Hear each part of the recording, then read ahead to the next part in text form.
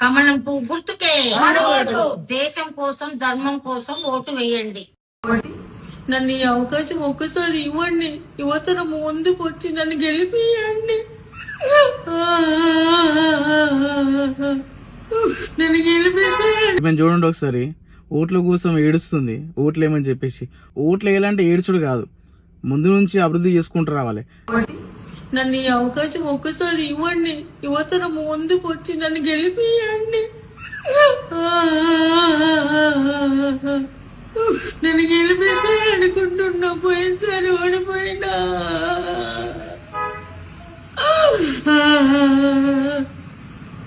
నాకు ఒక్కసారి అవకాశం పెడతా. నువ్వు నాయకుని అయినా కాకున్నా మీరు రాజకీయాలు ఉన్నారంటే ఏదో ఒక అభివృద్ధి పని ముందు నుంచి మొదలు పెట్టుకుంటూ వస్తేనే మీకు టైం వచ్చే వరకు, మీకు ఛాన్స్ వచ్చే వరకు ప్రజలే మిమ్మల్ని గెలిపిస్తారని గుర్తుంచుకోవాలి.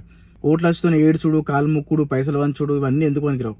చూసినావా, నువ్వు ఏడవకుండానైనా కనీసం నీకు 100 ఓట్లు పడుతుండే కావచ్చు. నువ్వు ఏడ్చుకుంటున్నావు, నీకు 10 ఓట్లు కూడా పడలేవు. అందుకే చెప్తున్నా, రాజకీయం చేయాలంటే అభివృద్ధి చేయాలి.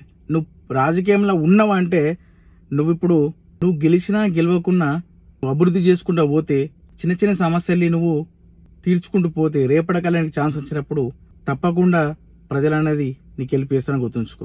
ఇట్లా ఏడిచినా ఏం చేసినా మీకు ఓట్లు పడే. అందుకే ప్రజలలో ఎప్పుడు ఉండాలి, ప్రజల కోసం పోరాడాలి, అప్పుడే ఓట్లు పడతాయి.